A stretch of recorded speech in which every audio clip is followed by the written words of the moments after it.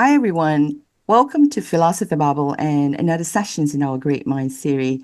I'm really pleased to be joined today by Jay Garfield and James Cooke. Jay, as many of you know, is one of the leading voices in Buddhist philosophy, especially for his work on Nagarjuna, the concept of emptiness, and the deconstructions of the self.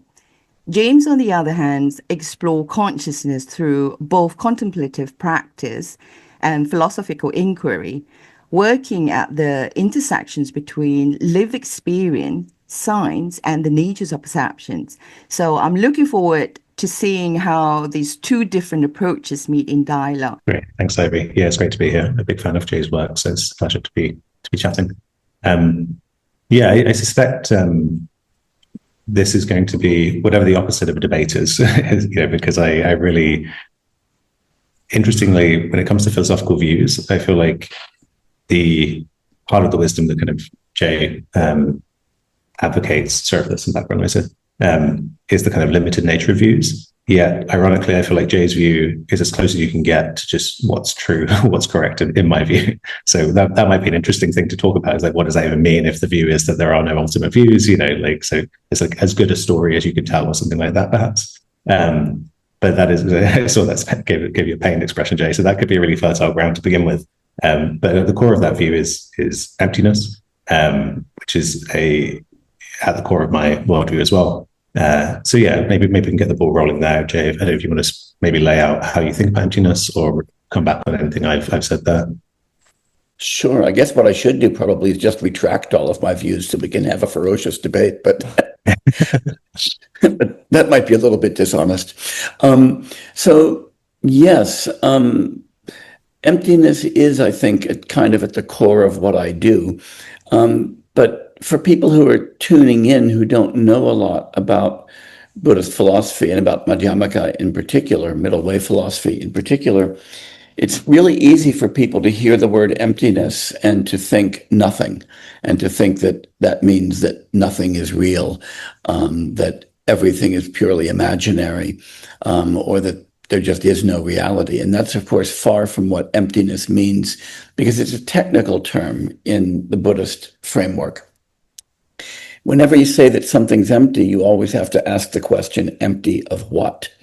A glass that's empty of water might not be empty of vodka. A glass that's empty of liquid might not be empty of air, and so forth. So when we say empty, that is, we who are thinking through the Madhyamaka Buddhist tradition, we mean empty of intrinsic existence, empty of having a kind of independent essence, empty of existing non-relationally is another way to put that. And so that's another way, if we were to take the positive side of the coin, one side of which is emptiness, the other side of that coin would be interdependence. So when I say that something's empty, I don't mean that it doesn't exist. I mean that it exists interdependently. And I think that's the right way to understand things. And in particular, the right way to understand minds and cognition is to understand them as interactions rather than as independent entities.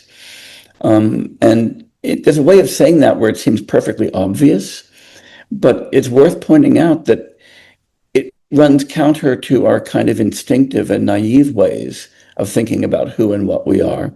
And it also runs counter to, a lot of philosophy that's been built on those naive ways of thinking.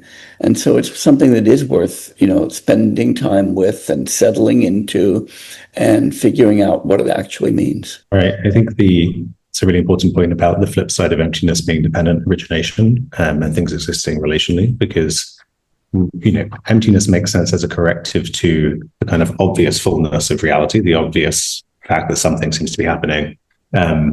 And people can swing the pendulum too far the other way in negation, as you talk about, in terms of saying, if it's empty, it's totally illusory, it's just utterly of no value, completely void.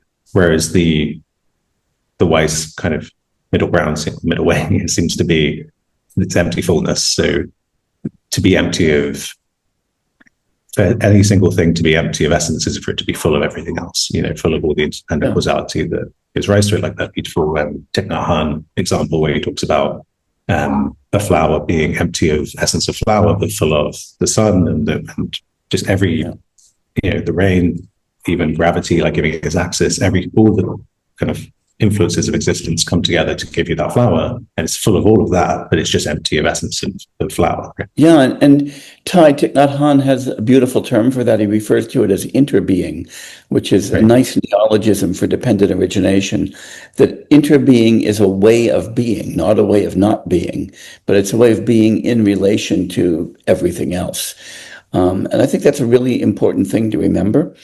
I've been struck for a very long time, in fact, long before I encountered Buddhist philosophy, even in my work in Western philosophy and cognitive science, I was always struck by the pervasiveness of illusion in our lives. And illusion's a really fun term too. I mean, when I use the word again, I don't mean hallucination. I don't mean seeing something that's not there. I'm using it in, again, a rather technical way that comes out of Indian philosophy.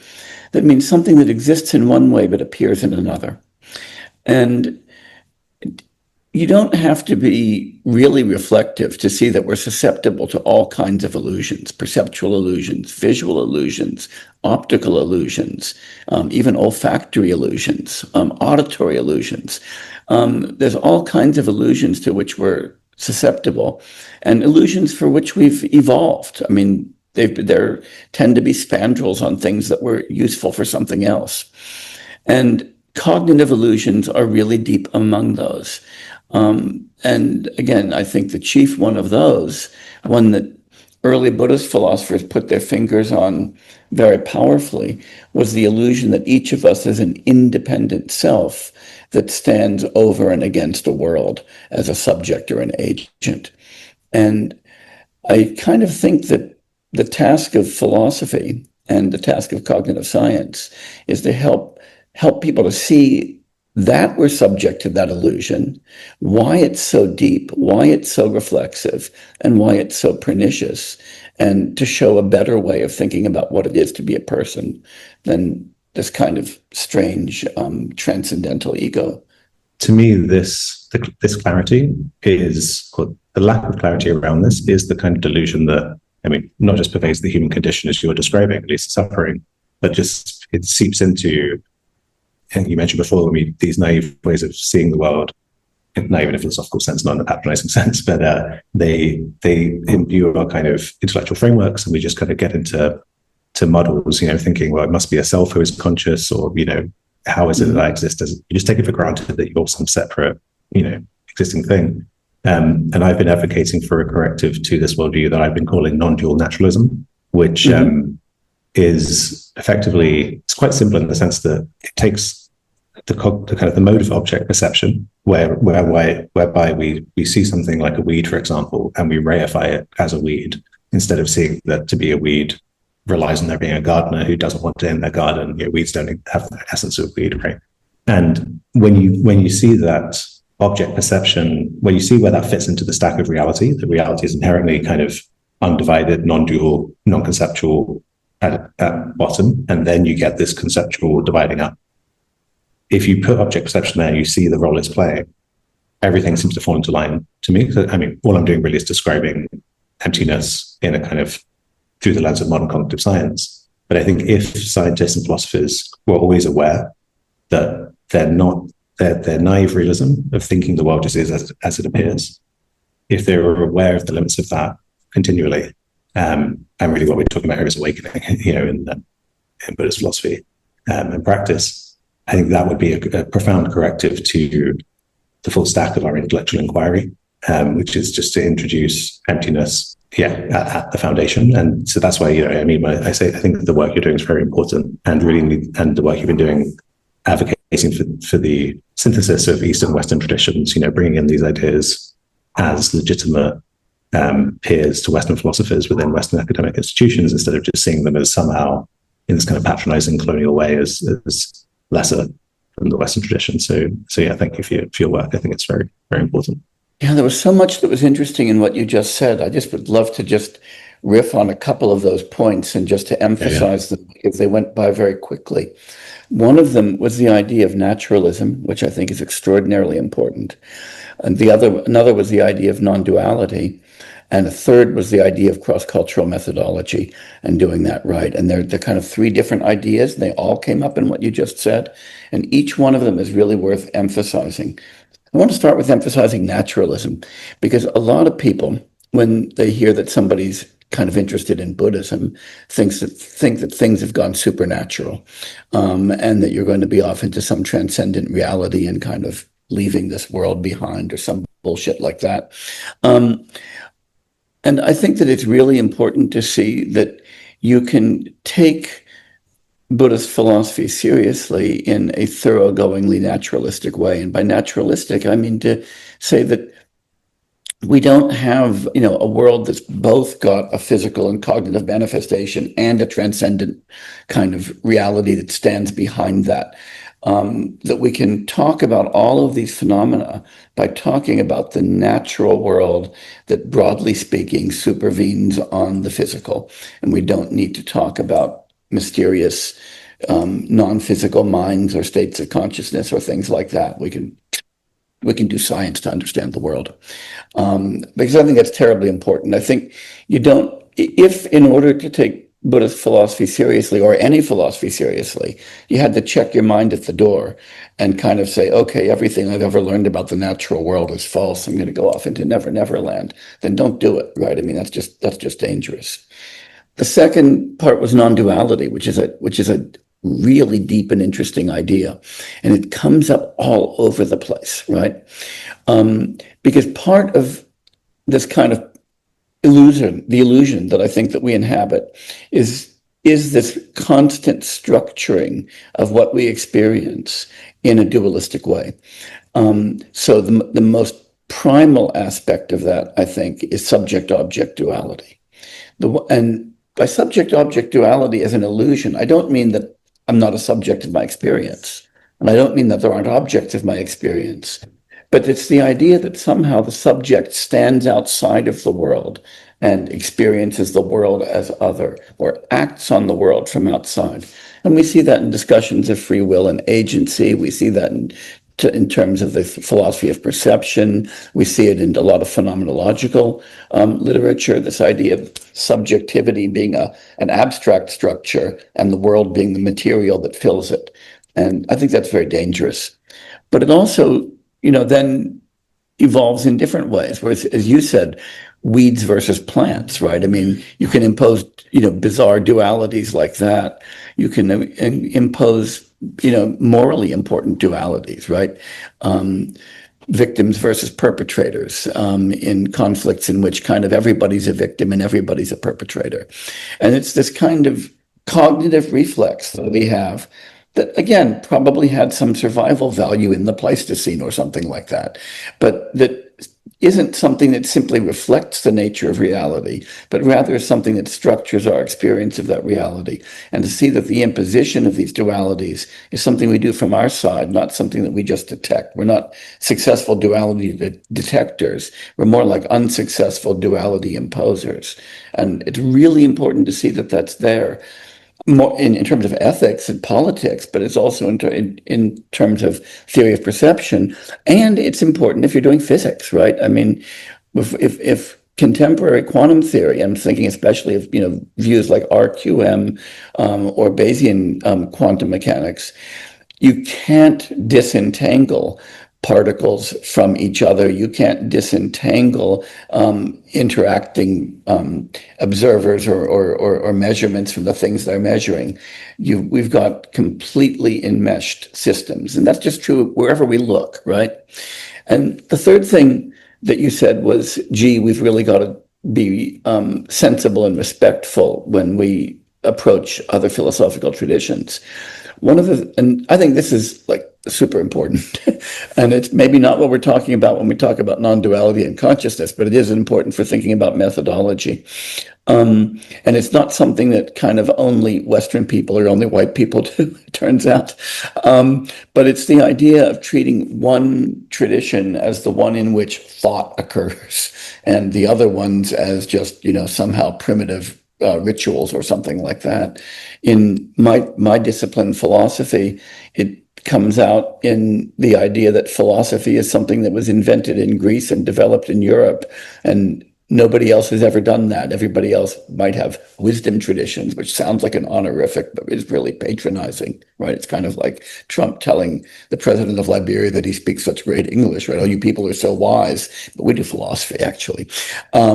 Or simply religious traditions, by which people mean superstitious traditions or faith traditions or something like that. And it's, again, worth recognizing that philosophy is something people do all over the world, and that it's never been siloed. And science is something that people have done all over the world. And deciding that you're only going to read texts or think about ideas that were developed in one particular culture is kind of like deciding you're only going to read books and articles published on Mondays and Wednesdays, and ignore the stuff published on Tuesdays and Thursdays. And anybody who said that that's what they were doing, that they were a Monday and Wednesday scholar, would be laughed at. But people who say, well, I just do European philosophy, aren't laughed at. They're treated with respect.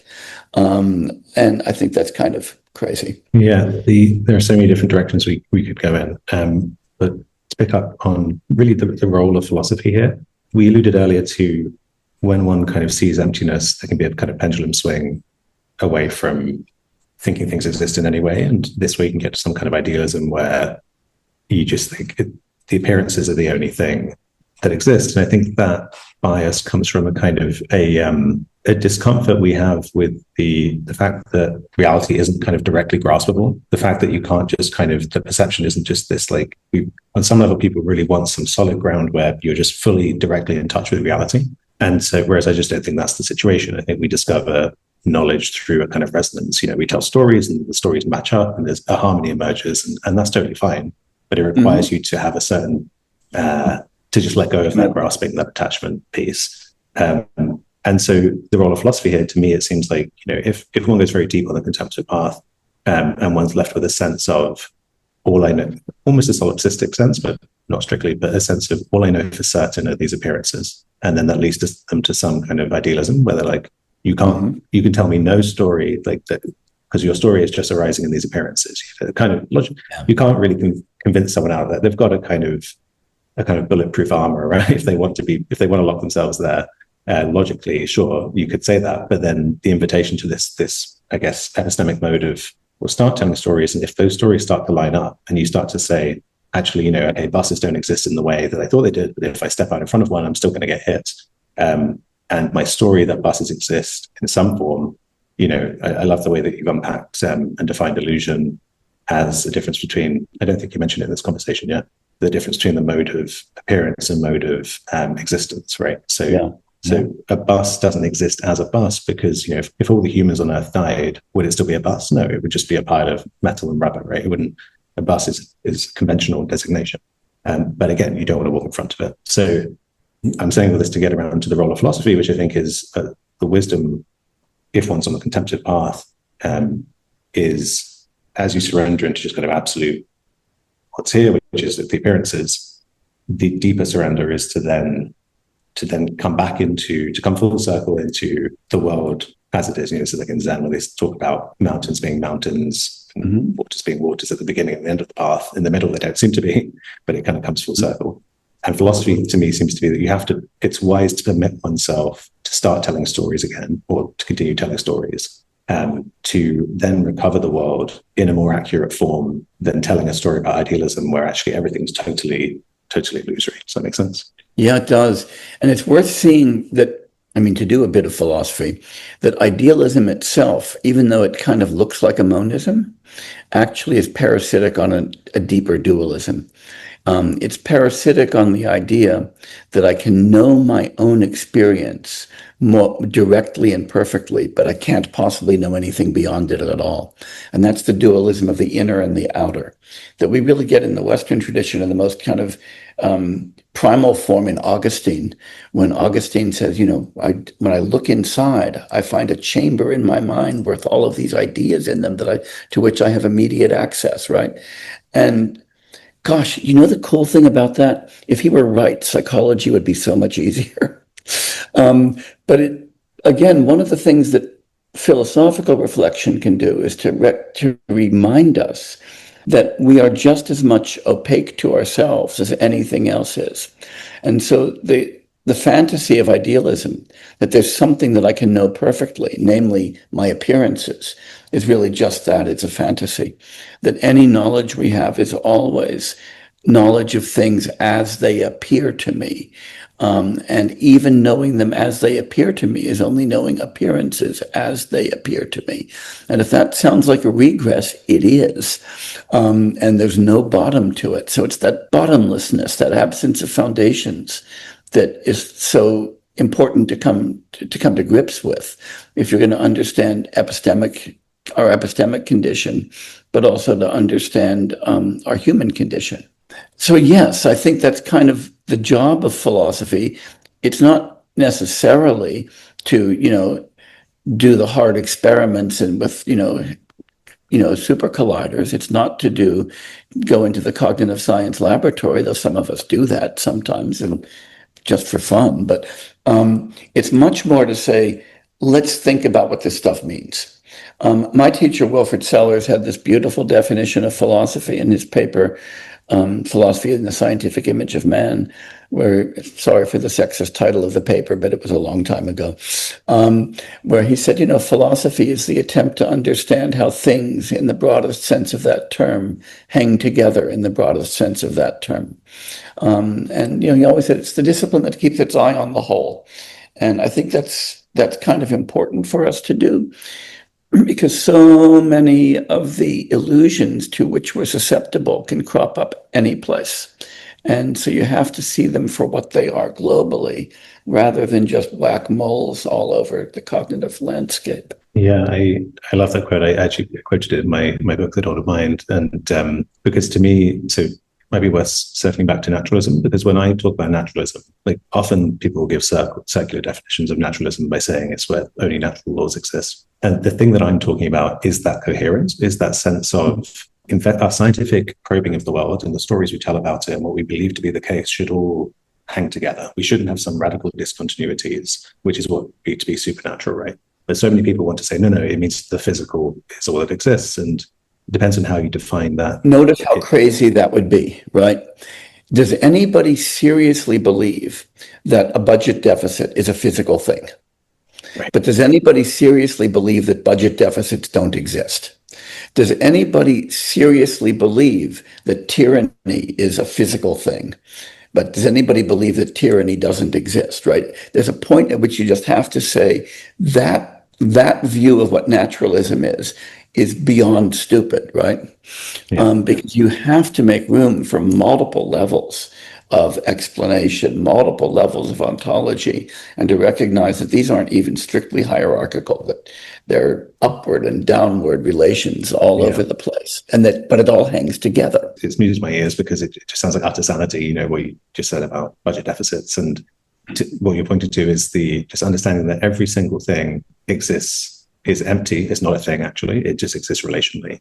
And that's fine. And that's true of particles, that's true of budget deficits, that's true of the mind. Everything, everything is illusory in that sense, but not in a way that totally negates it. And if you know that, I basically wish every conversation about what's going on in the world started with that acknowledgement, because it feels like all the other conversations are starting from delusion, just starting from misperception, confusion. And then you get these aggressive statements like only the physical exists, and then just off into some kind of confusion. Whereas when there's that clarity, this way of thinking is, I guess, my core commitments. And I've imported from that's influenced my work, my scientific work, consciousness. And because of these commitments, the commitments aren't arbitrary. They're because, again, this resonance that happens where everything starts to line up when you hold this way of looking. But the conclusion I came to, as someone who trained as a neuroscientist, is that what consciousness is has to be a relational phenomenon, like everything else. It can't be that a separate brain is doing something about, with regards to a separate world. So I came to what seems to me now like a trivially obvious conclusion that experience exists through embodied organisms relating to their environment.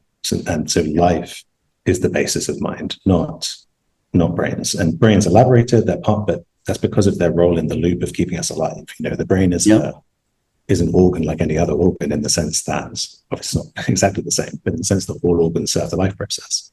We evolved to survive and be alive, and then the lung. It makes sense to us that the lungs help us survive, and the heart does. But as an undergraduate, I was taught this kind of naive view of no, the brain's different. The brain's is who we are, and we're in control, and we're the top-down CEO. We're not an emergent, self-organizing living system that has a brain to serve that process. Yeah, there's just so much in that.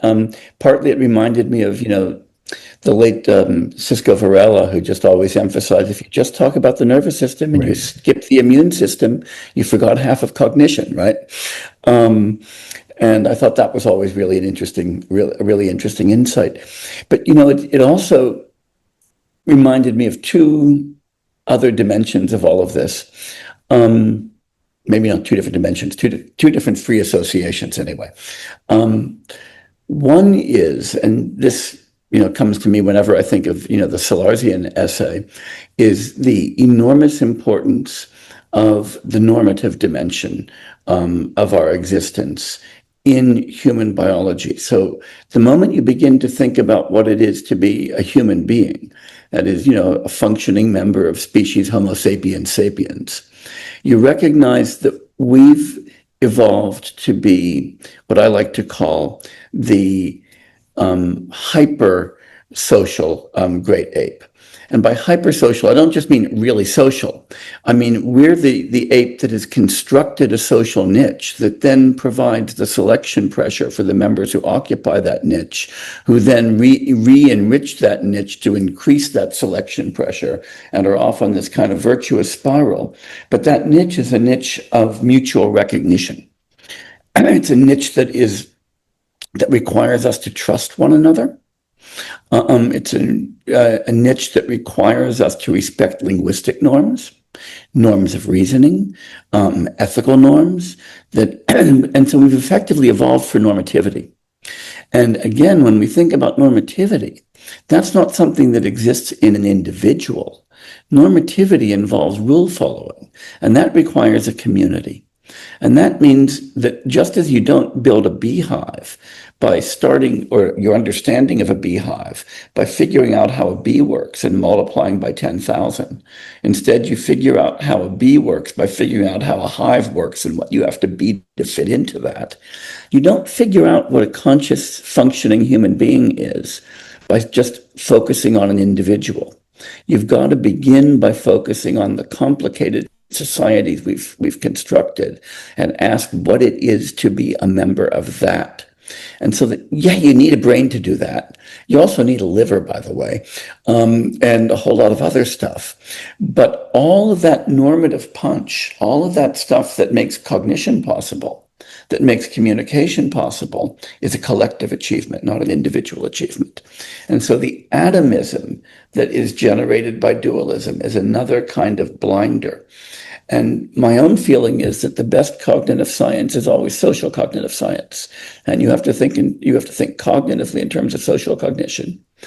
And to me, that's one reason why I try really hard never to use the word consciousness, because I think the moment we put that substantivizing suffix on conscious, then we create this kind of myth of the internal world that's just aware of things, and ask, what is it about this organism that creates that inner world?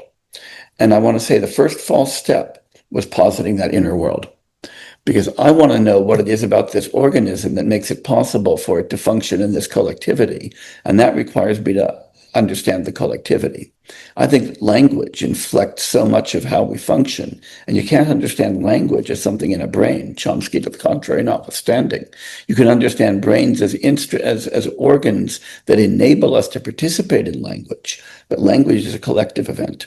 Normativity is a collective event. Trust is a collective event. And those are the things that make us who we are. And all of that makes me just want to give a nod to the guy who I've always thought was the greatest psychologist of the 20th century, who nobody even reads anymore. But it was an essay by him that sparked most of my thinking about thought, and that's Edward Chase Tolman. And Tolman wrote this beautiful essay that I just think everybody ought to read called Sociology, Psychology, and Biology. It was published in Psych Review in the 20s or 30s, I think maybe 23 or something, where he says, you might think that when you think about these three sciences, that biology is the most fundamental, and then there's psychology, and then there's sociology. And he said, that's just a crazy way of thinking about who we are, because so much of our psychology can only be understood through our social structures and social processes. And so much of our biology has evolved to subserve the psychology that makes us fit, that often you can't understand our biology without understanding our social matrix. And it's that constant moving back and forth between levels and taking all of the levels seriously that I think is what makes science actually interesting and hard.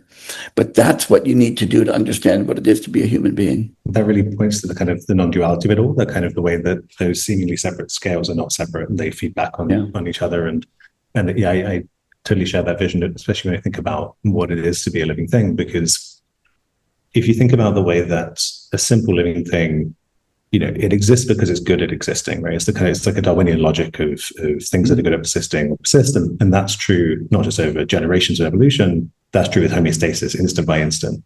And so you could say the first place that Darwin's logic happened when it comes to life was in homeostasis. Was you can't get evolving generations if you haven't got something that can't even survive second to second. So you've got a kind of Darwinian selection happening there. And then you get kind of allostasis, which is, persistence through change. And then you might get kind of cognitive homeostasis, which would be just intelligence, the ability to keep yourself together by doing smart things. And then in us, you get this kind of crazy conceptual inhabiting a world as, this idea that we're a separate self inhabiting a world and that allows us to survive. But they all hang together as a coherent whole of how we survive. So then generation to generation, our evolution at that scale can actually tune our nervous system, tune our genetics to then change how our homeostasis works to work better. Mm-hmm. And so there's a philosopher called Alicia Huerero who talks about constraint as the kind of the main mode of causality. And she talks about coherence emerging through constraint. So you think of a flock of birds and the way that the kind of the positions of each bird kind of constrains the emergent whole, but then the emergent whole constrains the positions of the bird. And so you get this just kind of this scale-free vision where it's not a reductionism of what's down here, physics is most real. It's kind of, instead of horizontal, it's like vertical, where everything is equally real, even if things supervene on the physical, even if my mind supervenes on my brain, but it doesn't mean it's any less real.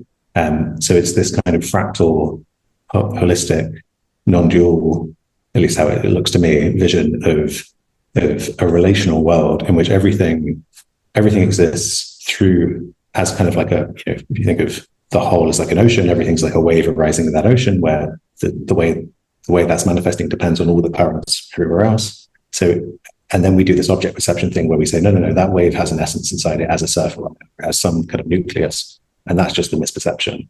And so if you just accept that reality is not under any obligation to cohere to how it seems to you through your evolved primate mode of object perception, everything starts to make a lot more sense when you accept this kind of relational, empty way of seeing things. And of course, the wave metaphor is a really good one, and it's a really old one. It's one that we find in Buddhist philosophy of mind all the time, that just says cognition that we can introspect are like the waves that we can see on the top of the ocean, and we have no idea what's going on underneath that's making them occur.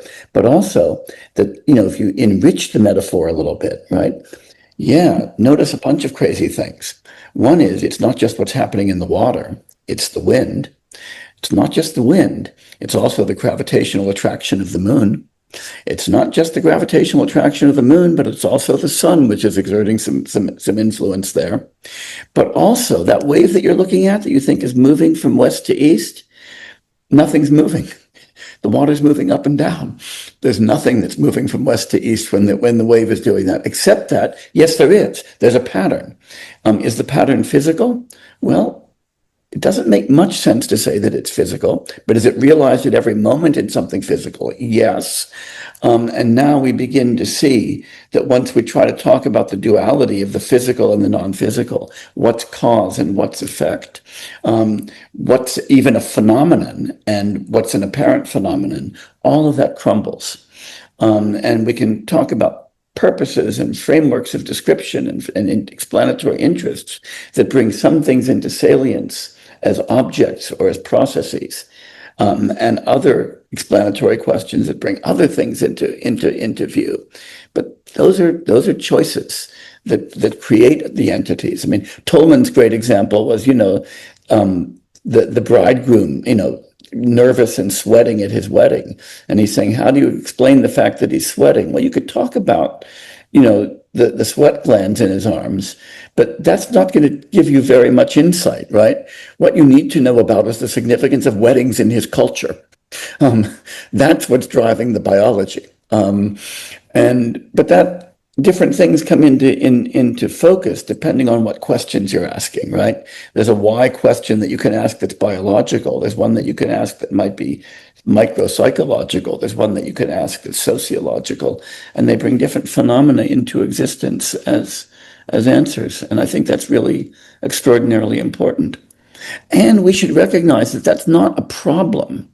That's not a problem. That's actually what explanation is all about. Explanation, scientific explanation included, is something we do.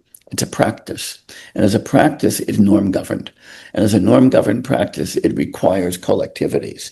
So science doesn't supervene on a particular scientist. It supervenes on a community extended over time, extended over cultures, that's gradually evolving all of this. And that wedding example is really a great example of how something as seemingly non-physical as societal norms around weddings can literally feed back into the physical and make atoms and molecules move in the form of sweat. And that's the kind of the coherence, these constraints we're talking about. And it might be worth saying, because we mentioned the physical a few times, and people may be importing a subtle kind of substantialism or dualism where they think that we're saying, I basically want to make it really clear that the physical is just as empty as everything else, which really fits with the kind of quantum mechanical stuff, where in the same way that you can't grasp a budget deficit, it only exists in that kind of relationality. That's exactly true of an atom of subatomic particles.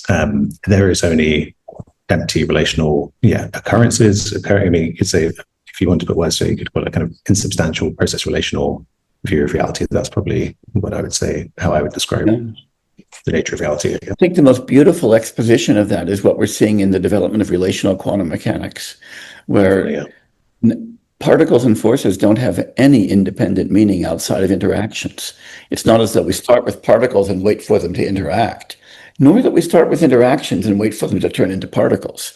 Particles and interactions only make sense in terms of each other. And I think that's quite glorious. Yeah. And so, this is, when I said at the beginning, this is going to be the opposite of a debate, it is very refreshing because to speak in this way, because everything just adds up. As we're talking about, we're bouncing back and forth, being like, right, this fits here, and it's just like the knowledge is also relational. Everything is relational. So to understand something isn't to understand it in its essence. To understand something is to see how the puzzle pieces fit together. And the way you figured it out isn't to say, I now know what consciousness is, because consciousness is X. It's this substance. I totally agree with your thing about even being wary of the term consciousness. No, to understand what consciousness is to place it within our web of understanding.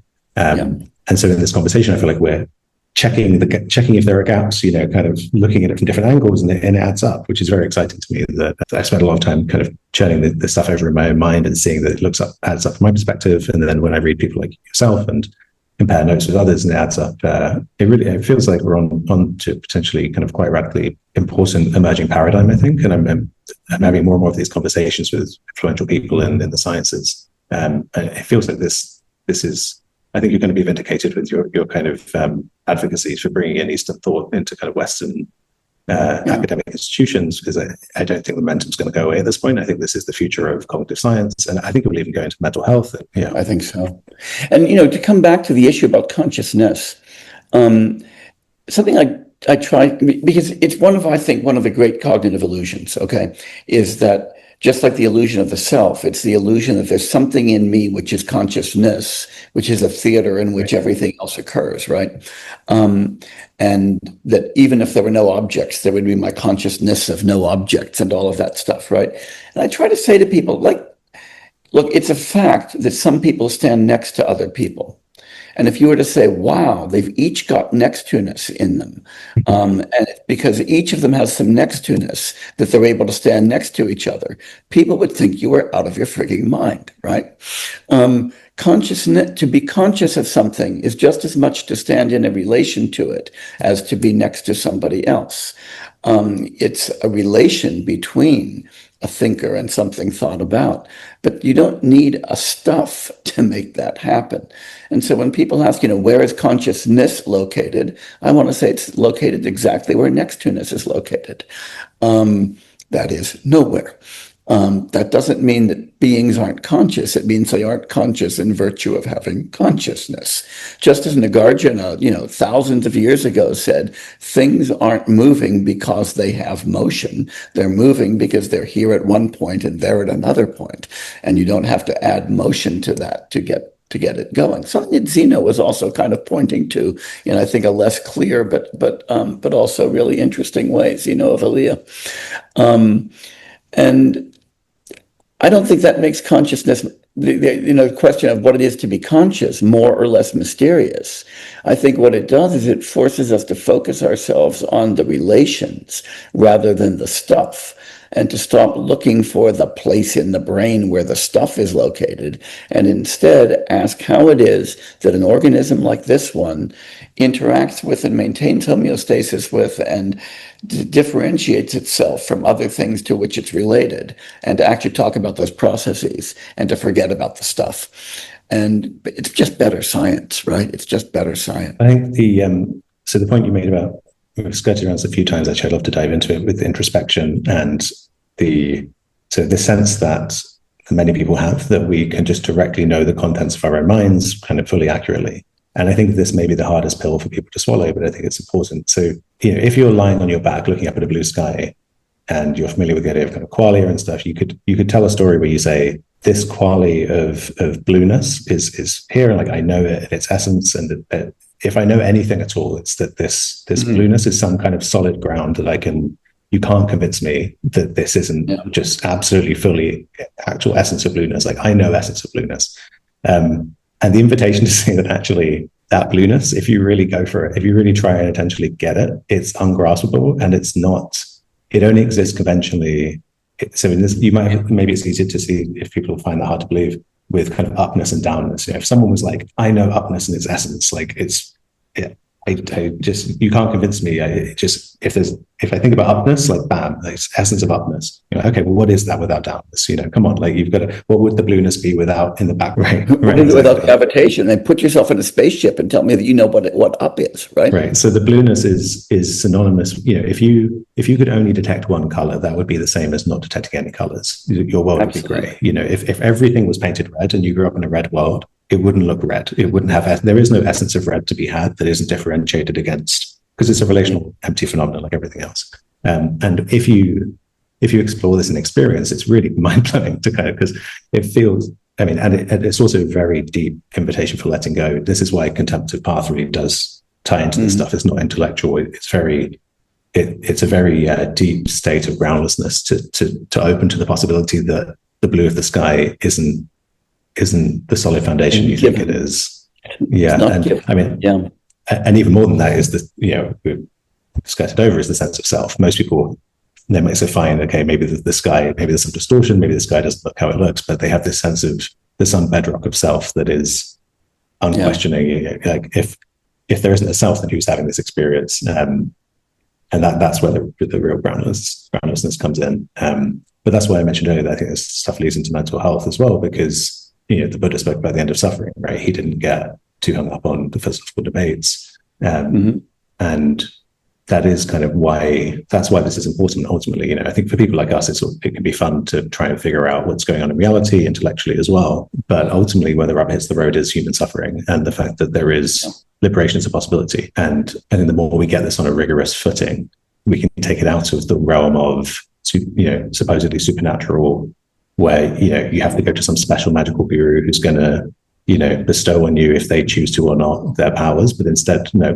we naturalize this, we make it reachable for people, testable, improved methods that people can use to access relief from suffering. That's partly why I think this isn't going anywhere, because everyone wants that relief from suffering.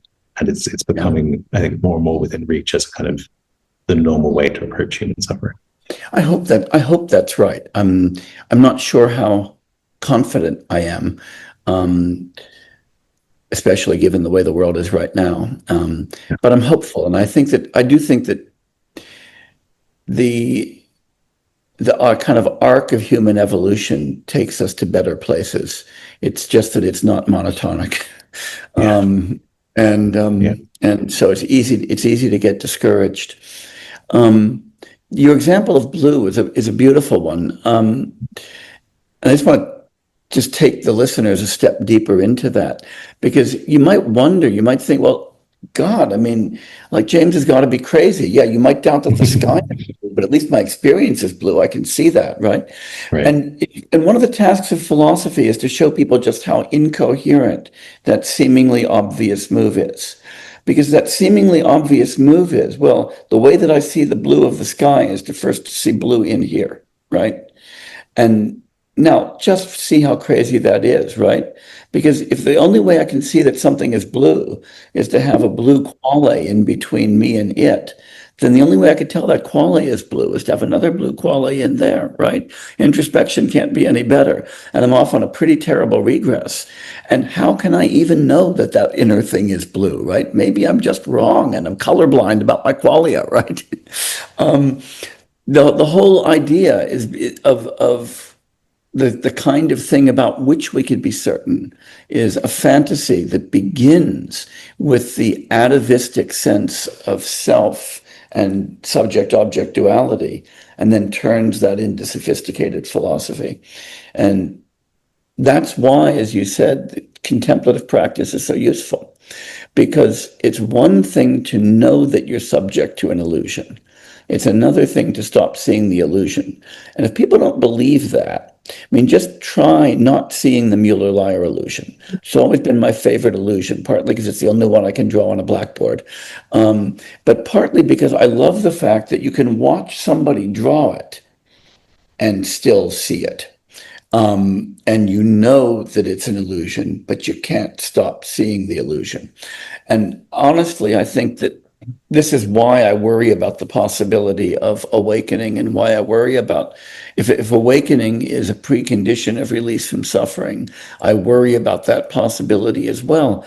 Because I think one of the intuitions I've come to is that we are wired for so many affective, conative, cognitive, and perceptual illusions that it's hard to make, it's easy to see them. I mean, not easy sometimes, some of them are really complicated, but once you see them, it's easy to recognize them and really hard not to be sucked in by them. And the whole idea in the Buddhist tradition of contemplative practice, of course, was to take that discursive knowledge that there is an illusion here and turn it into experience of that illusion.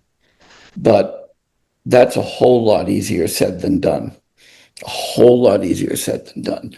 And that's the tough task. And it's worth remembering that not all of these illusions are harmless. I mean, some are harmless, right? Thinking that I've got blue qualia probably doesn't cause too much trouble in my life.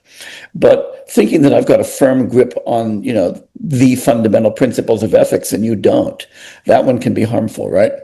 The awakening piece is it's very important, because for me, my contemplative practice really was just born out of immense suffering, of a desperate need to relieve suffering. So I end up going quite deep with it, because just out of desperate need.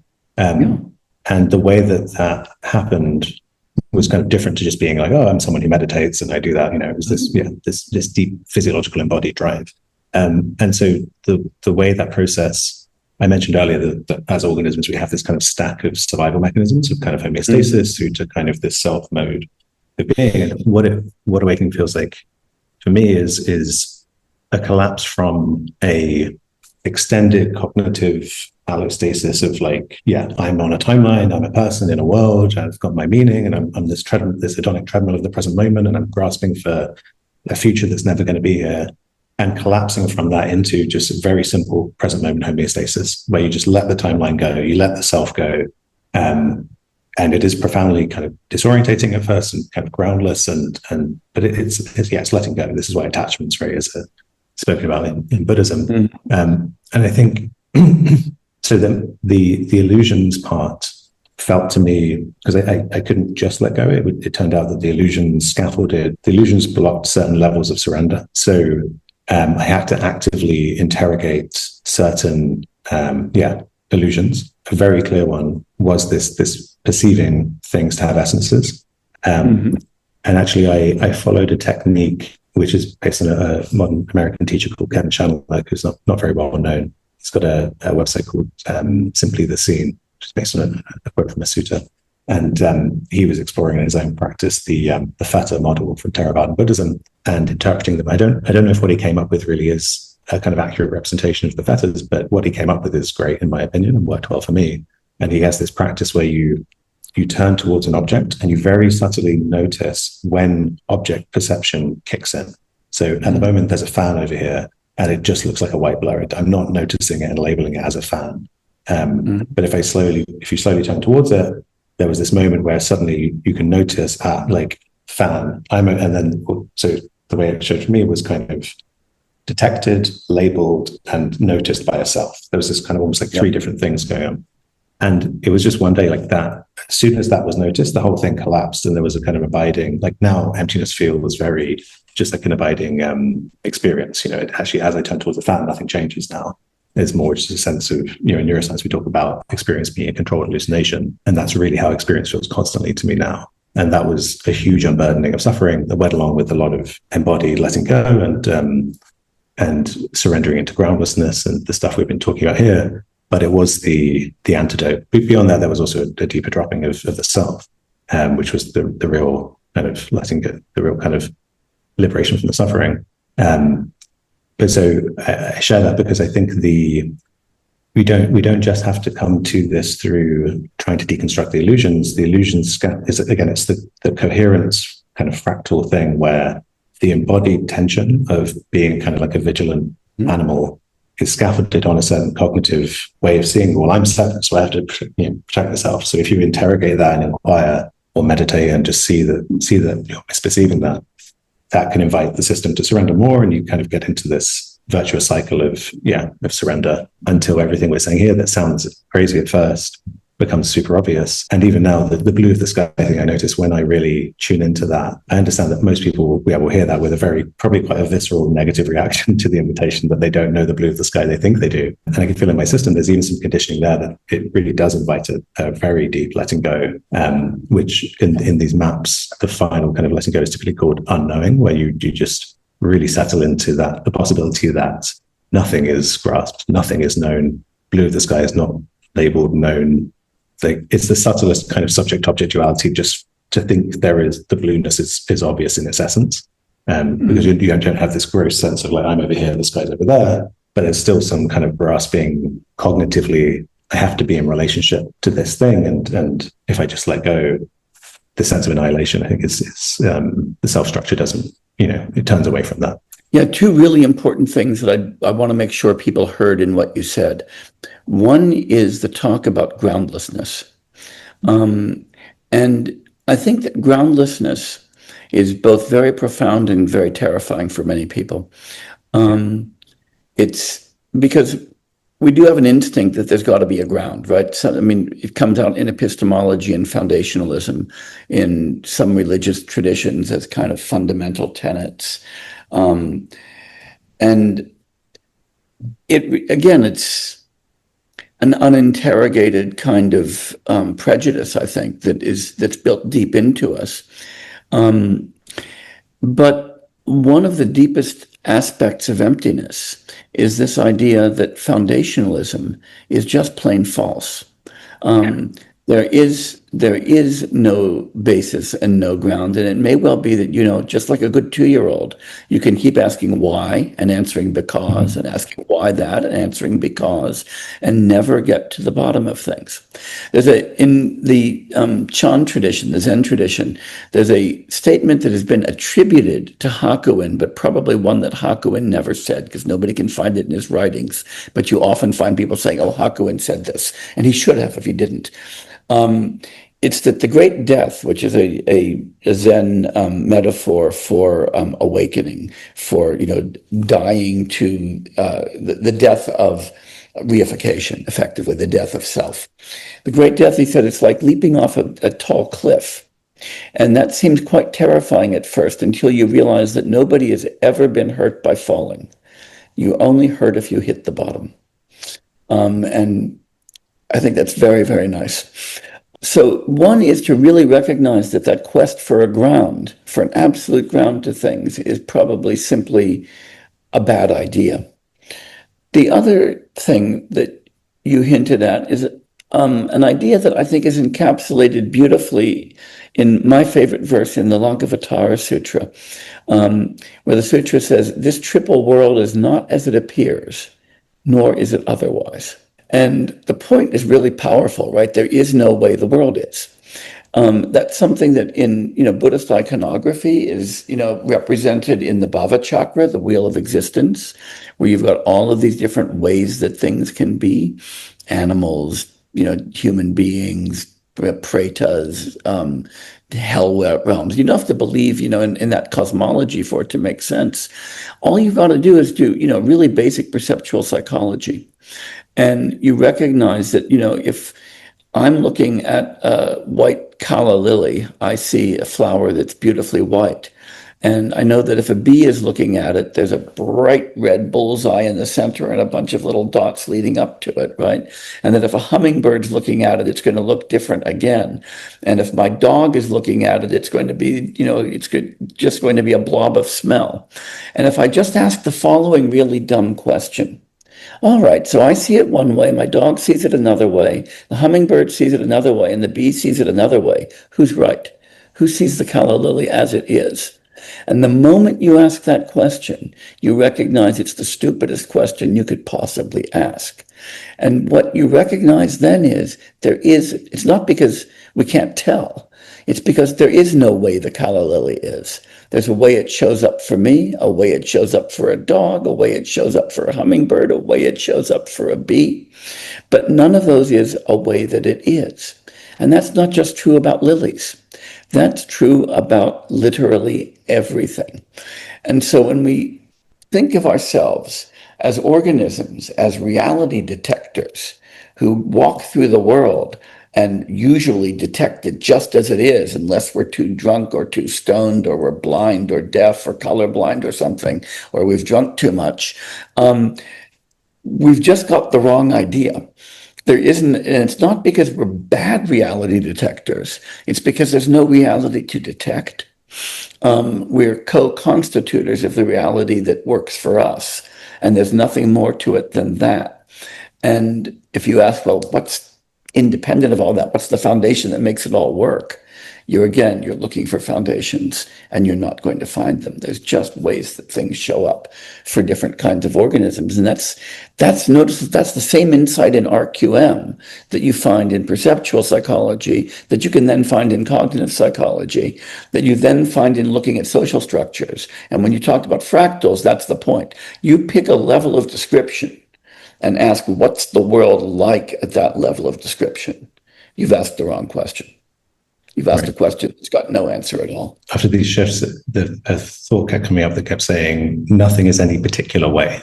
So nothing, right. You take any object, anything at all, nothing, is a certain way. And that's what emptiness is. Exactly. And so you may think that behind, the flower looks different to different organisms, but behind it, there's some physical flower. even then, you try and zoom in and define that physical flower, like it's that empty relational thing. Like, is it who's, you have to frame it some way. Are you counting all the leaves, the roots? Like, where does it end? Are you going to include the rainwater? Because what is the flower? We get back into the Tikhan thing. And one thing that's quite I don't know what the word is for it, but so if we're saying things aren't a particular way, take something like the idea that we have two eyes. You could take a kind of Kantian view where you're like, okay, well, there's this phenomenal world, and then there's some noumenal, unknowable world behind it. And we have this story about that noumenal world that I have two eyes, and that gives me binocular vision. And so, like, as I kind of close one eye and cover the other one, again, all this is happening in my phenomenal world, but it feels like we're onto a good story, that the idea that I actually do have two eyes, that is the certain way that things are. There's something appealing about that. And so I guess it feels like perhaps there is a way there are ways that things can be, perhaps, but they're not particular in the sense that, is it accurate to say I have two eyes? Or you could also tell a story about the number of cells there, or I guess how would you think about that if someone were to say, no, I can show that I do have two eyes. That is a particular way that the world is, because what I know for sure is this introspective experience, and I can test it, and I can get to some ground of reality there. And I think that makes total sense. And that's why when I try to explain this sometimes, what the Madhyamaka analysis of reality is, right? Because you don't want to say that emptiness means things don't exist. I look at it as a global anti-realism and a local realism. So that it's certainly true to say that I have two eyes, and hence I've got binocular vision, and that I've got a brain, and that I'm a member of species Homo sapiens, and that I think thoughts. And it's also important to say every one of those facts is a fact that makes sense within a particular frame of reference, a particular explanatory, cognitive, perceptual frame of reference. Because I can also imagine, zooming out far enough and saying, yeah, what I am is a part of the ecosystem of planet Earth, right? I'm this very small, temporally bounded, counter-entropic kind of eddy in a much larger soup of biochemical processes. And that's what I am.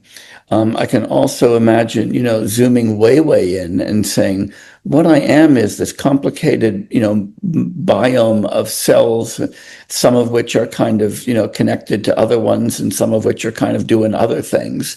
And yeah, you could group some of them into eyes and some of them into noses. But when I group them into eyes, I'm kind of giving myself a kind of arbitrary distinction of my eyes from my optic nerves, and my optic nerves from my dorsal and ventral, visual pathways. And, I'm also kind of, you know what I mean? So there's just a whole lot of different ways of carving reality up that makes sense. And what I've evolved to be is one of these kinds of interacting great apes who sees my conspecifics at this level of description with these kinds of things as salient. And that's a fact. But it's not a fundamental fact.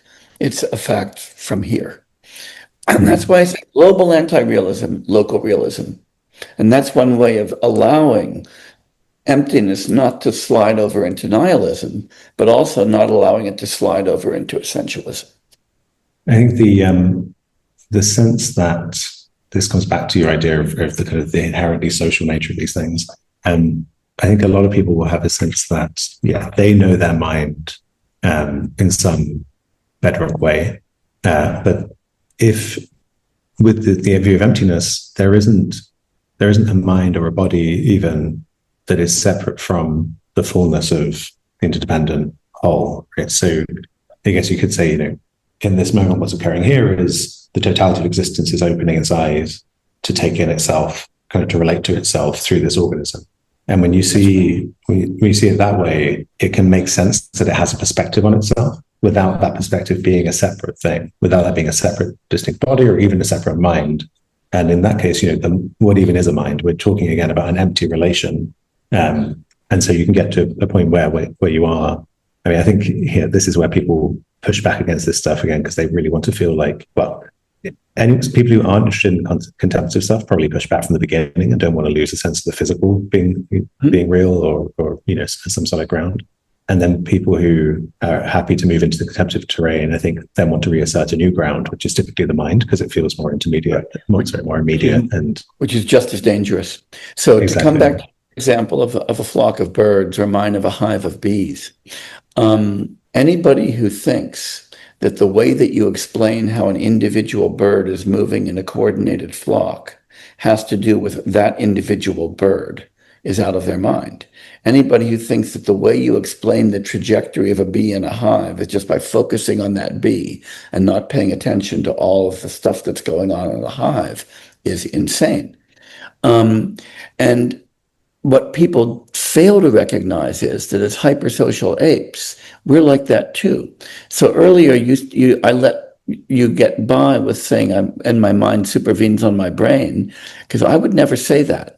I'd say my mind supervenes on a vast cultural complex, because it supervenes partly on the meanings of words that are determined by the semantic practices of my conspecifics.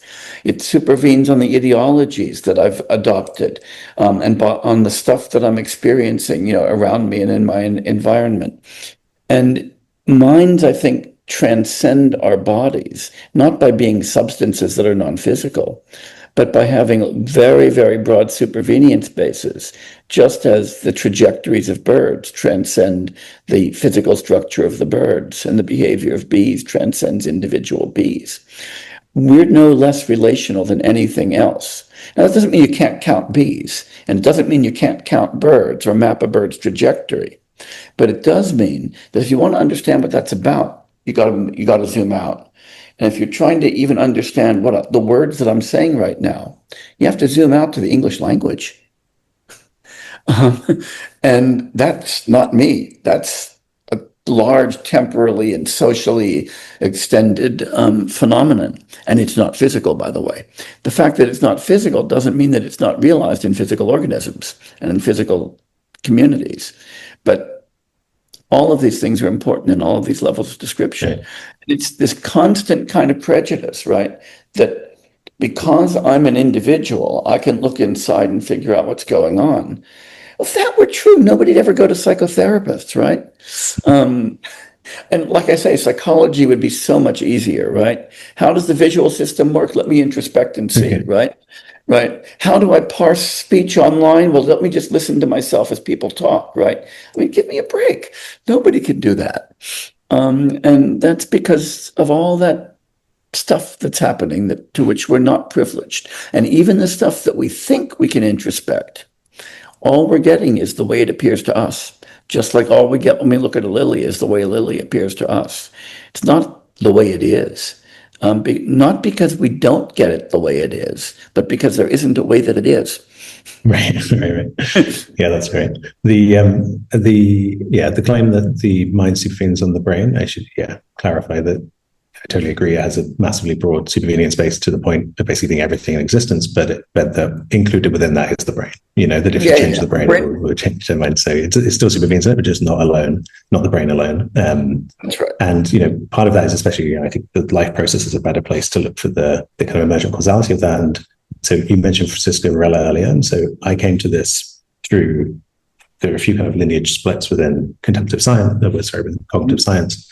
And I've been kind of in the kind of contemporary predictive processing type frameworks, which is basically, I feel like I'm seeing a convergence where I came to this conclusion that has to be a radically embodied phenomenon. And then I discovered the work of Varela and Evan Thompson, and there they seem to with their kind of neurophenomenology approaches, seem to retain a sense that even though the mind is grounded in life, it still requires a brain. And then Evan Thompson went on to write about the possibility of biopsychism. That he says he kind of doesn't rule it out, but it's not kind of a done deal from that perspective.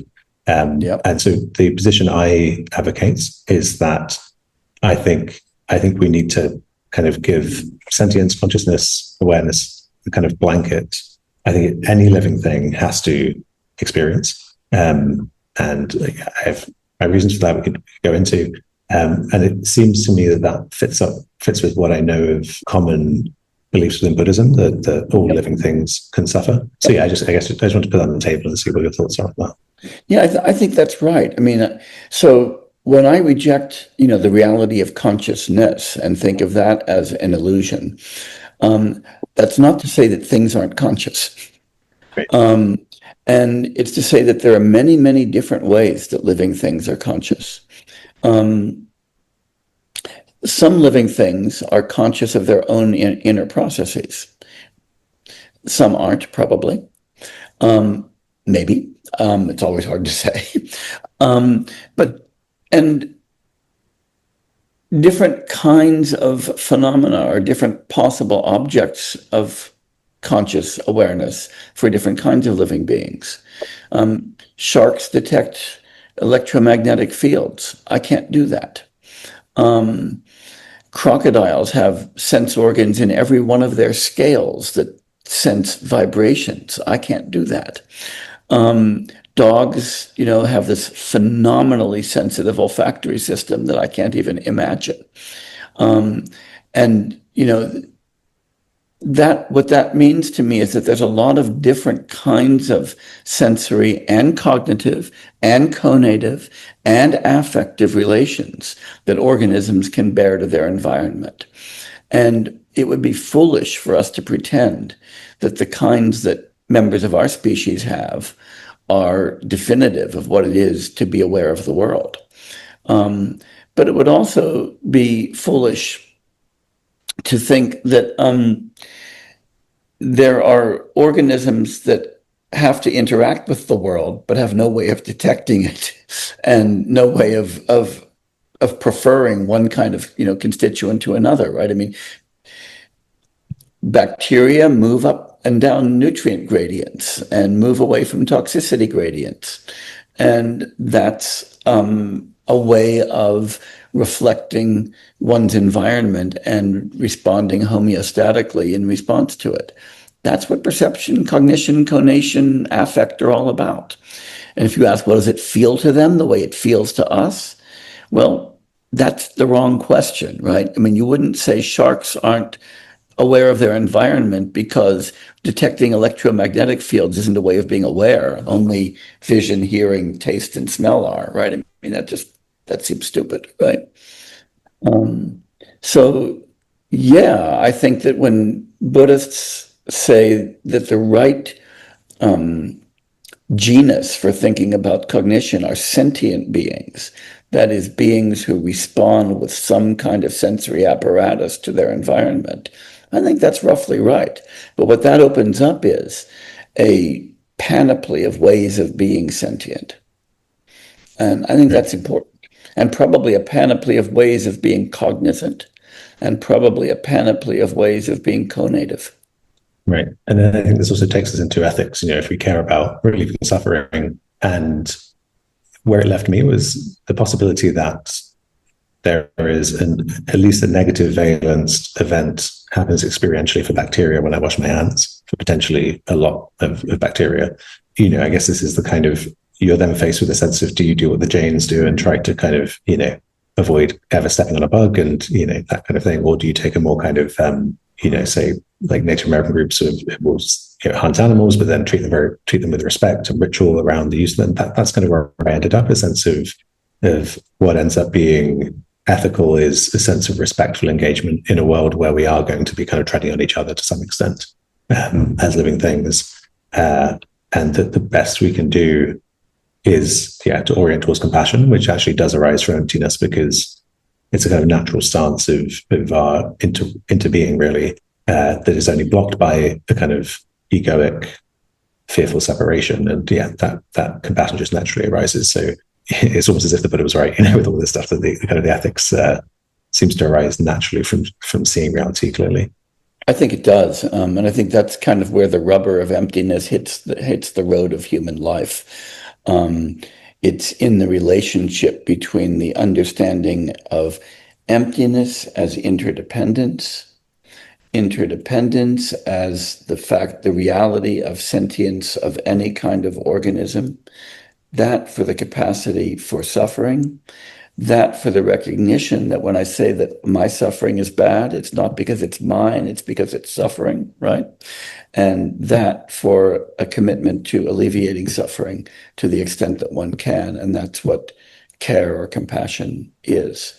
And I think that that's a natural train of thought. And that's a train of thought that Chandrakirti and Shantideva urged us to take. And I think that it's a very important one. Now, that doesn't mean that it doesn't give you a way of living. It gives you a calling to reflect on the way that you live. And different people reflect in different ways and come up with different solutions to that. What constitutes a caring way of living in one context might not constitute a caring way of living in another. So a friend of mine once, many years ago, like many of us who've worked in India for any length of time, found he came down with Giardia, and he talked to the monastic scholar with whom he was working, who was also, in fact, my teacher, and he said, I don't know what to do because the doctors have prescribed this antibiotic, but if I take the antibiotic, it's going to kill millions, literally millions of microorganisms in my body. But if I don't take the antibiotic, then I'm not going to be able to study, and I might even get so sick that my health is imperiled. What should I do? And his teacher said, you should take the medicine, but feel really bad about it. It's effectively what I'm advocating for. Yeah. And when it comes to kind of human collective suffering, we touched on this we skimmed over it earlier. I used to be very driven by some optimism, unreasonable optimism, that we could make a big dent in human suffering if we try and scale this stuff rapidly. And then recent events over the last few years have sobered me up. I grew up in, I guess, at a time where I believed the narratives around we're not going to let history repeat itself and horrific things that I thought we all agreed on. We don't agree on. Which the only way I could make sense of that was the nature of human delusion, the way that, because I think people genuinely see, no one wants to be the bad guy, right? Like people think that they're on the side of good. And that's actually, I think you alluded to this earlier, if you think you're the one who has the right ethical system, that's actually potentially the most dangerous stance you can take. And we see it with religious persecution, like Christians in the Middle Ages, the way they behaved, and just again and again, it's, we are the good ones. So everyone, we can do whatever we want. So in a sense, that kind of adds more weight to my conviction that we're looking in the right place if we want to relieve suffering, because we do need to be working with delusion and scaling this stuff.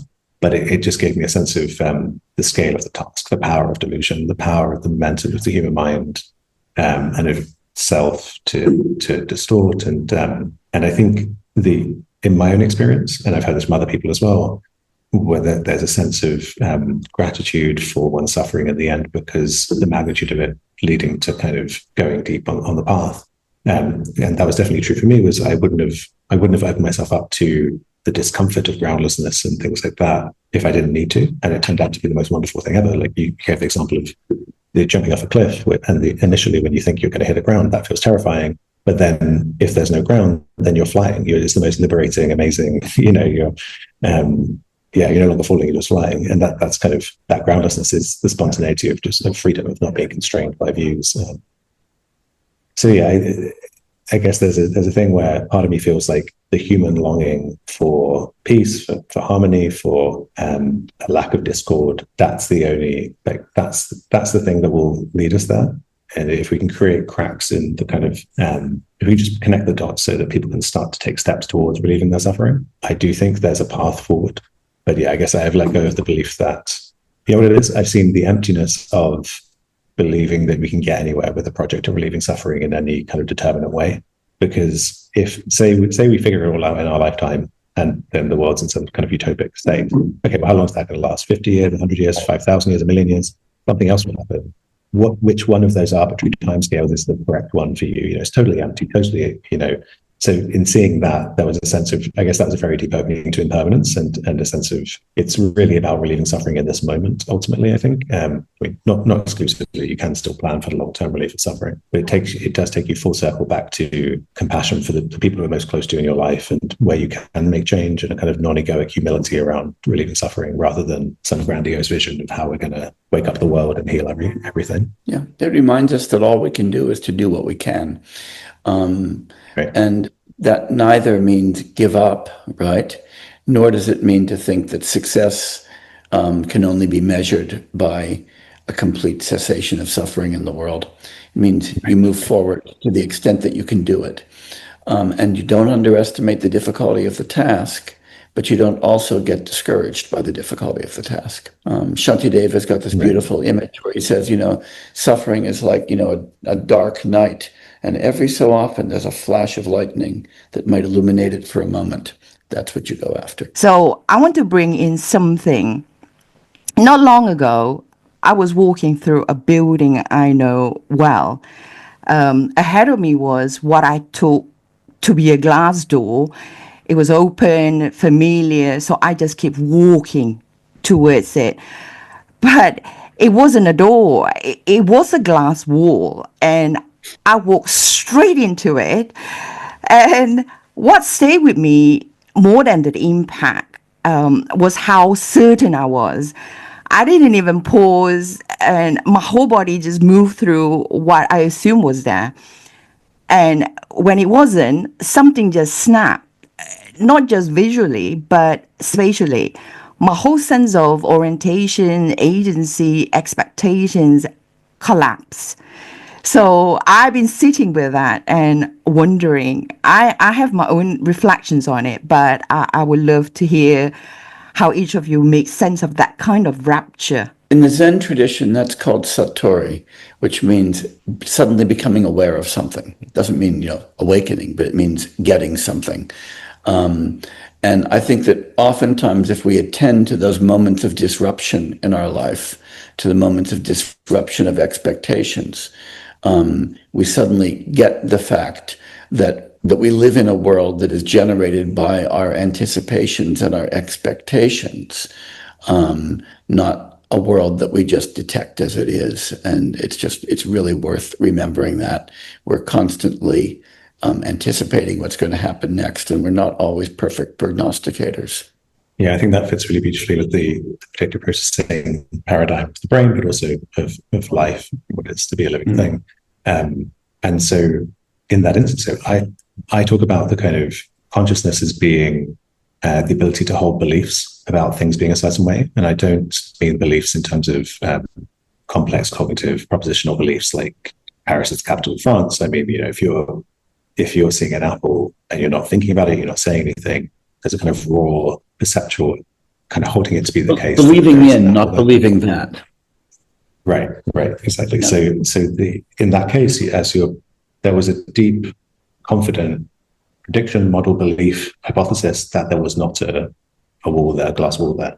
And that's why in the story they kind of told, they said there wasn't a moment of hesitation. The whole system was kind of oriented around this belief. And this goes to the kind of causality, the scale-free causality we were talking about earlier, that those beliefs can shape your physical behavior, the way you show up in the world. And that way you get a kind of circular causality between the physical organism and the mind, where the mind can shape how we move. And then in the moment of surprise, so in this framework, the kind of core imperative is for any self-organizing system to not be surprised. And so to not be surprised, you need to be informed. And to be informed, you need to have a model about the world and senses. And so everything kind of spins out from this core imperative of don't be surprised. As if you're surprised, because there are so many more ways to be disordered than ordered by definition, because to be disorderly is to be in a non-specific state. If you're always being surprised, you're going to get destroyed, basically, statistically. So living things minimize surprise. And when you walk through that door, there was a massive surprise signal, some sense that you're on a very bodily level, something had happened that wasn't anticipated. And so it makes sense that the system would then just look for a massive update in terms of like, okay, something was profoundly off here. And then in that moment, kind of as Jay was alluding to around disruption, you're open to the way things actually are. You're not approaching the world with a conceptual pin down. I know I know who I am, I know where the world is, I know that's the sky.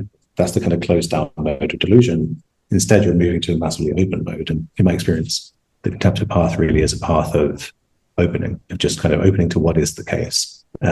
Everything we've said in this conversation could be pointers that someone could actually let settle into their system as things they could open to. They're not things necessarily, you can take it on board intellectually and logically deduce them.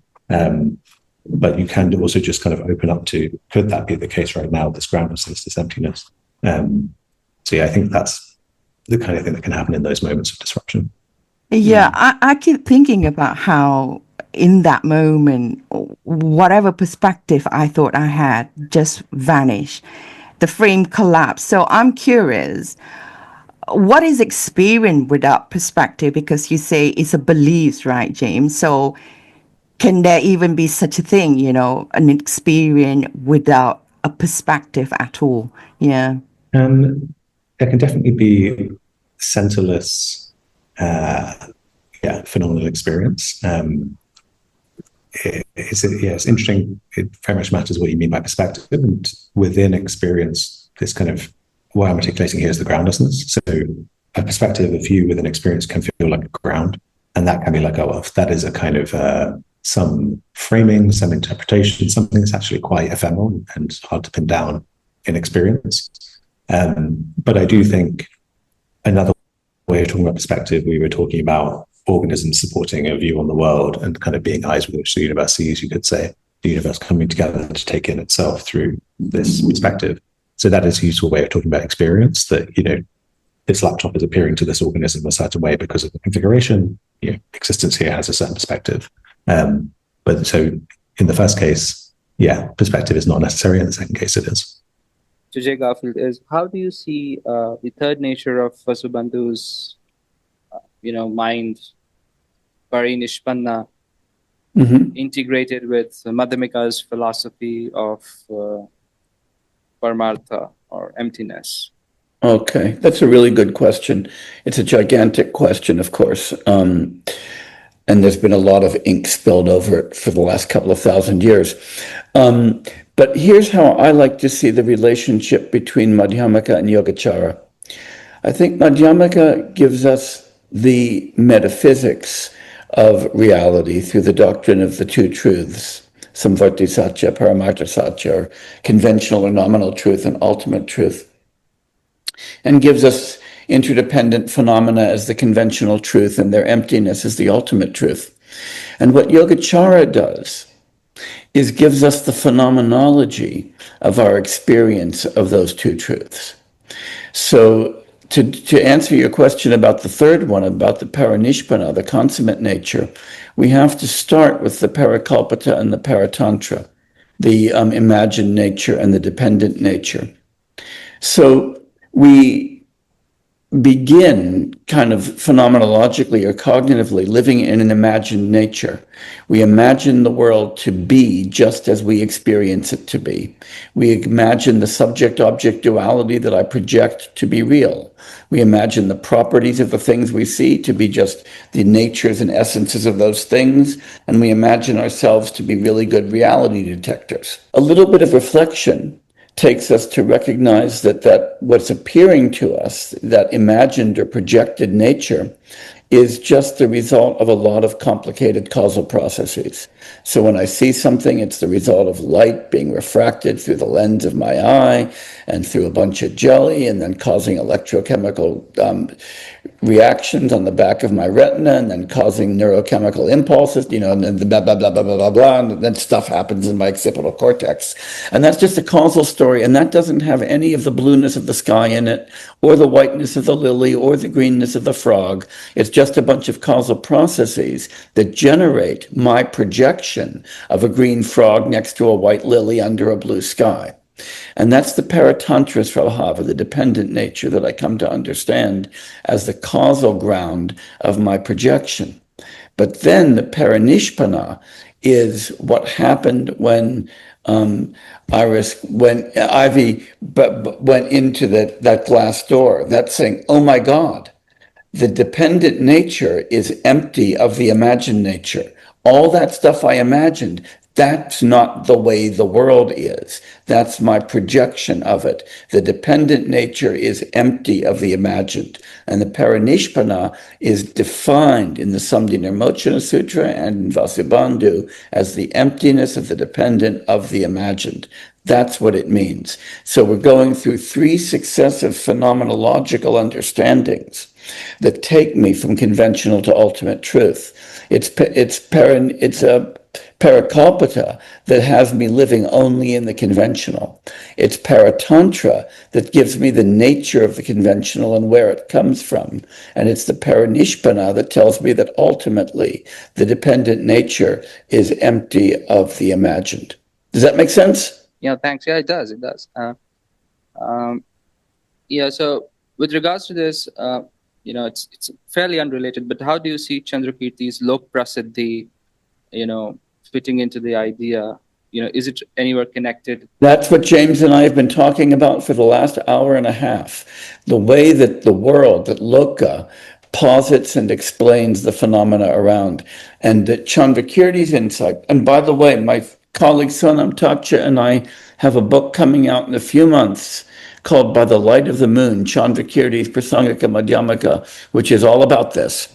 And that's why we can talk about a global anti-realism and a local realism. What the loka, what the world posits, is locally real. And of course, loka and local are the same word too, you'll remember, right? The point about it being loka prasiddhi, posited by ordinary people or posited by the world, means that it's no more than that, right? It's not detected by the world, it's constructed by the world. So what Chandrakirti's deep insight is that the world we inhabit is a real world that we construct. Another way to put this that I think is really useful if you want to think about it not in Sanskrit but in English, which is sometimes a useful way to go. David Hume, who's another one of my big heroes, pointed out that the facts that we experience the world as comprising are all fictions.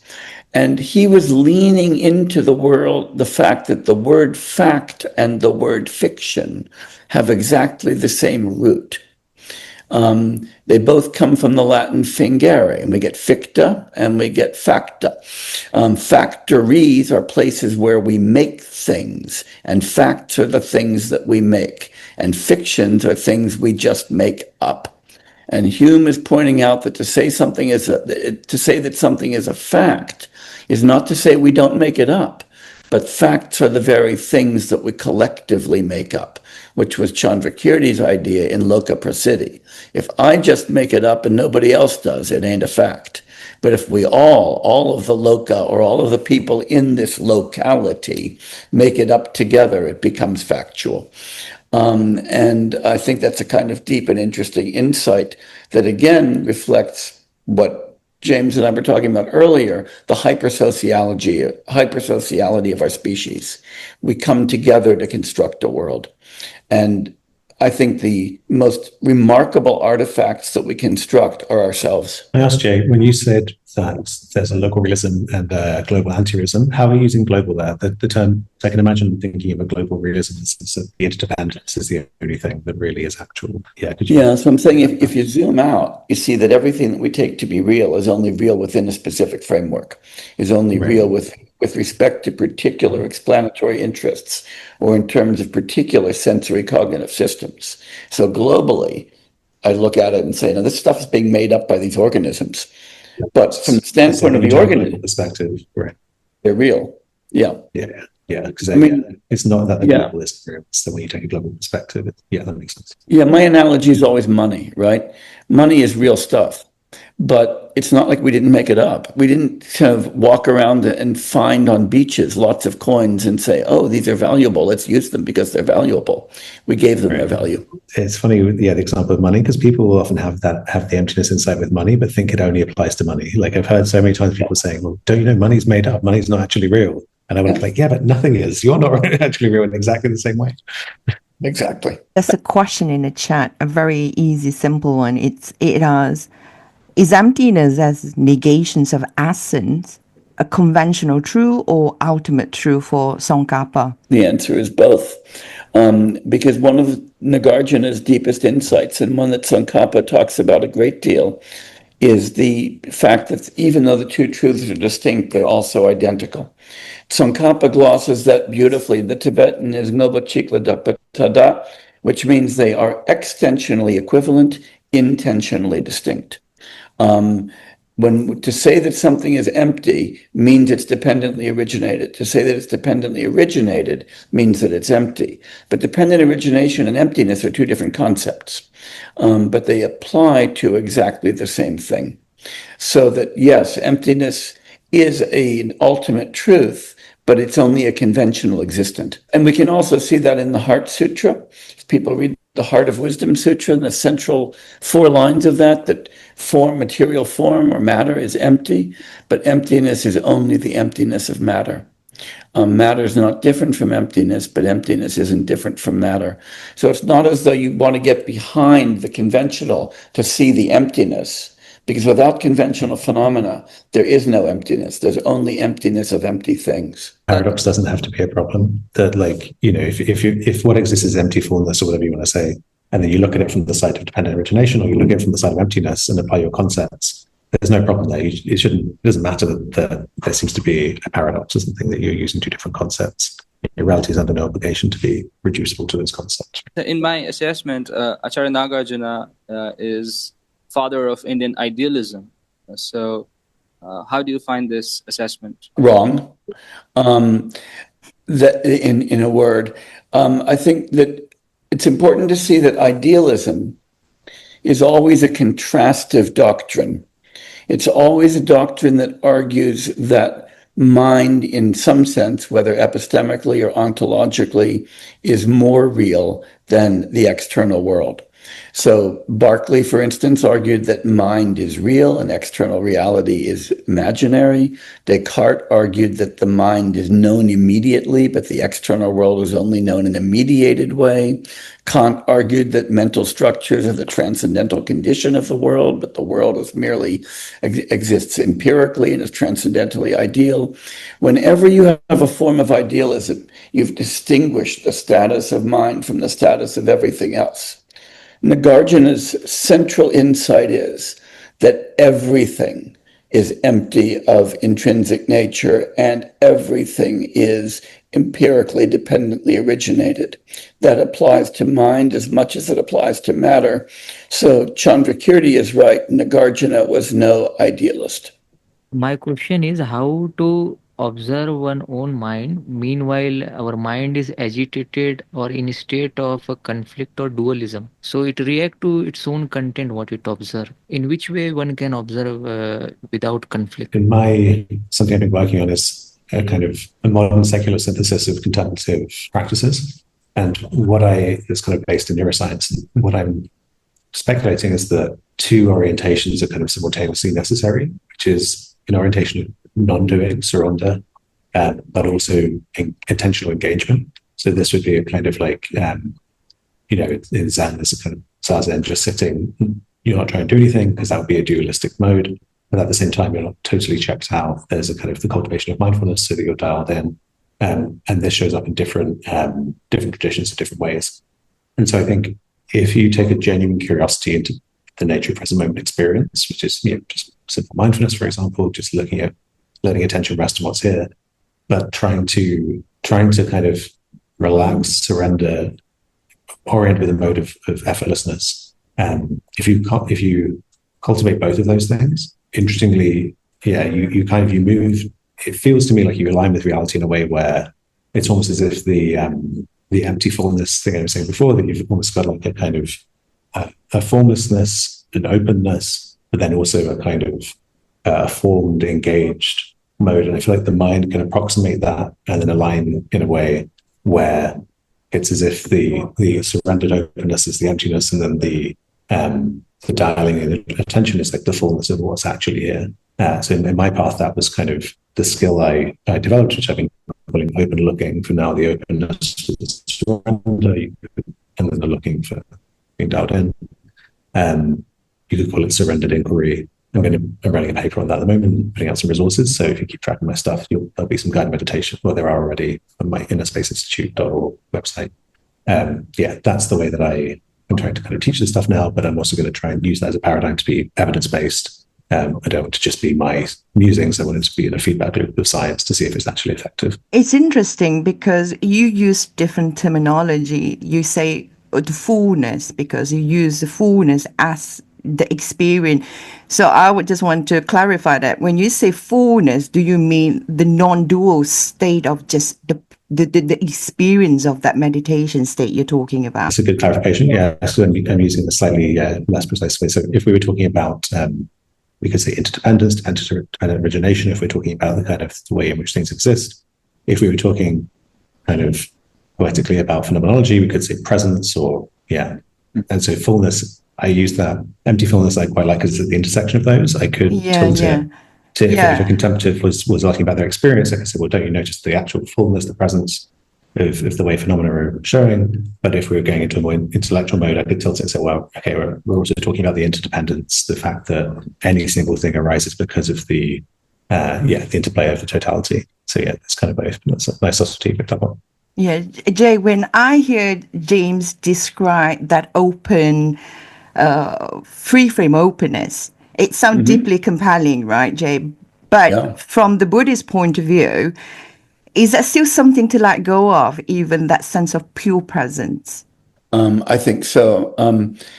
I think the value of pure of a phenomenological experience of pure presence is enormous. Yeah. Because what it does is it helps us to deconstruct the superimposition of duality. But if you take that pure presence and that feeling of presence to itself be intrinsically real, then you've managed to reify the emptiness that you were trying to recognize, and that becomes dangerous. Nagarjuna's analogy there is, he says, it's like a snake that you've grabbed the wrong way. It can turn around and bite you. Chandrakirti talks about that as he has a wonderful analogy. He says, imagine you go into a store and you say that you want to buy something and somebody says, I've got nothing to sell. And you say, great, I'll have some of that. Then you've actually you've reified exactly what you wanted to deconstruct. Yeah. So I think that you have to be very careful with all of these experiences, not to say, aha, that experience, that's it, that's reality. Now I've got it. Because the whole idea is there isn't any reality that you can get.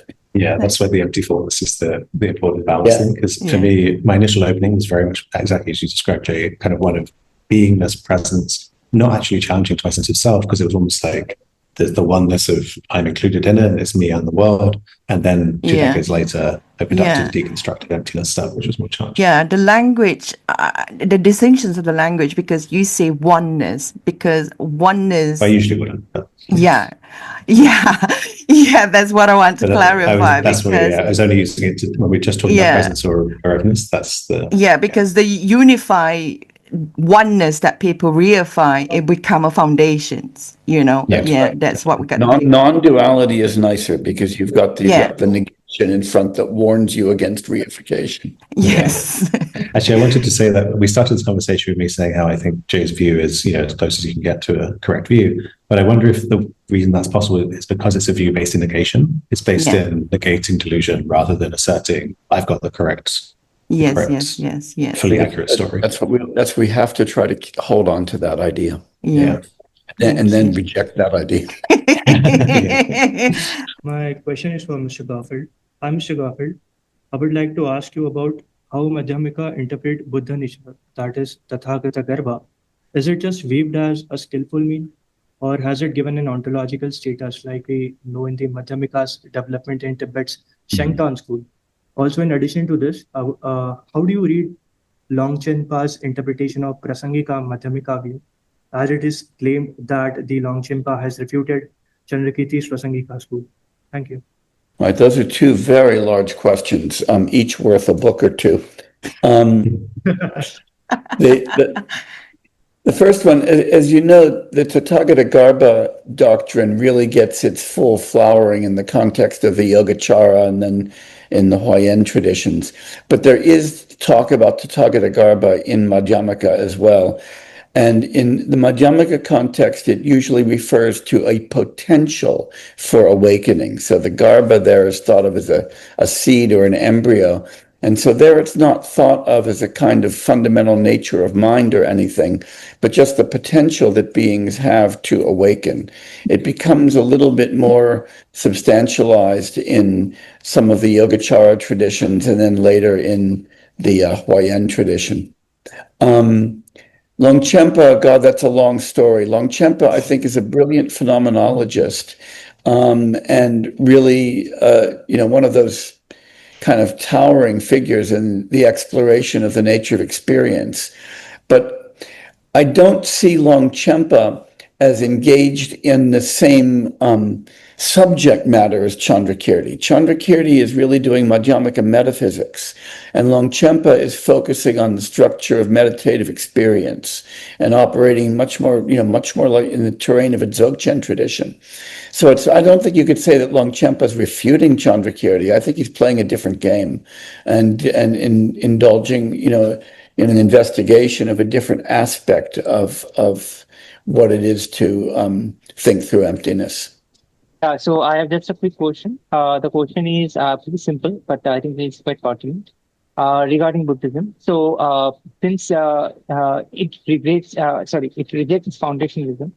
So the question I think so which arises is, for example, if Pratik Samatpada is the nature of all entities which exist, then the question arises is this: then it cannot have a beginning.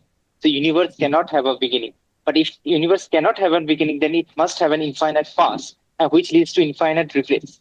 Now, the problem with infinite regrets is this: how can infinite regrets to an actual concrete existence as it is present today?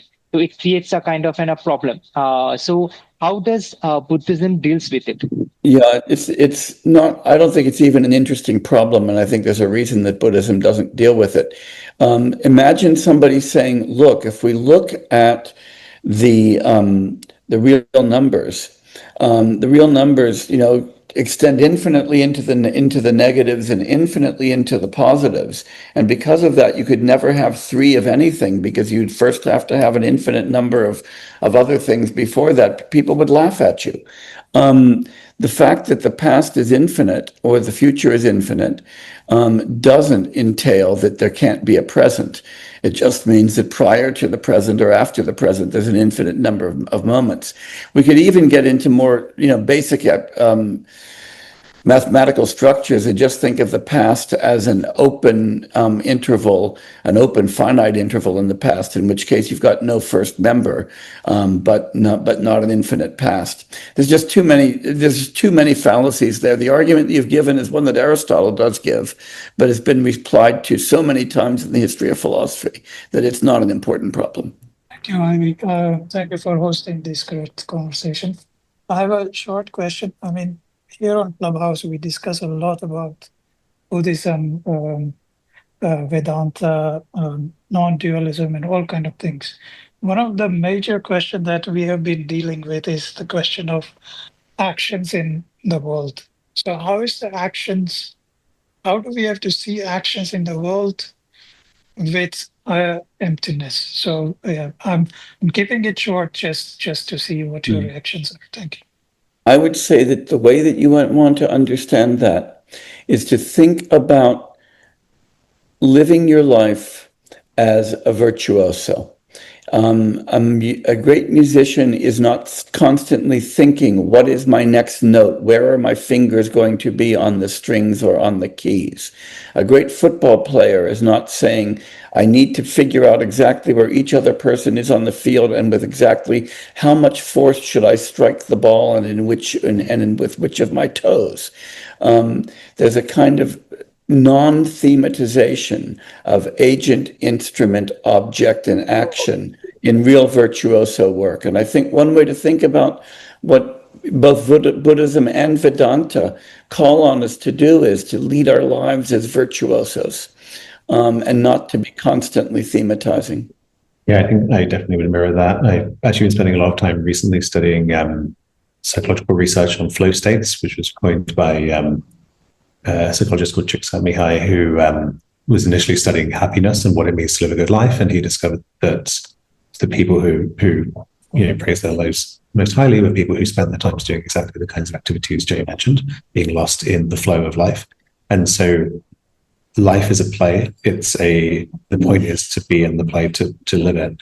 The moment you stop to ask the meaning of life, you've ruined the play. You've got into that thematizing, telling narratives. Just let go of that. Just immerse yourself in life, and then the more you surrender into that, the more the compassionate kind of action arises out of the emptiness as well. Yeah. Thank you. And remember that it's an ensemble improv performance that you're in. Right. Huge, Right. multi-billion person jazz band. It's brilliant. I really appreciate both of you bring forth today in these discussions. I really enjoy it, and all of us enjoy it as well. So I hope it keep going, because the conversations brings up a lot of differences, but it aligns at the same time, right? So yeah, I think the language is one of the problems we have sometimes to explain, this kind of philosophy and semantic, I guess. Yeah. So thank you too for joining us. Yeah, thank you, Ivy. And thank you, Jay. It's been Thank really you lovely. so much, James. This has been such a pleasant conversation. Take care. Good night.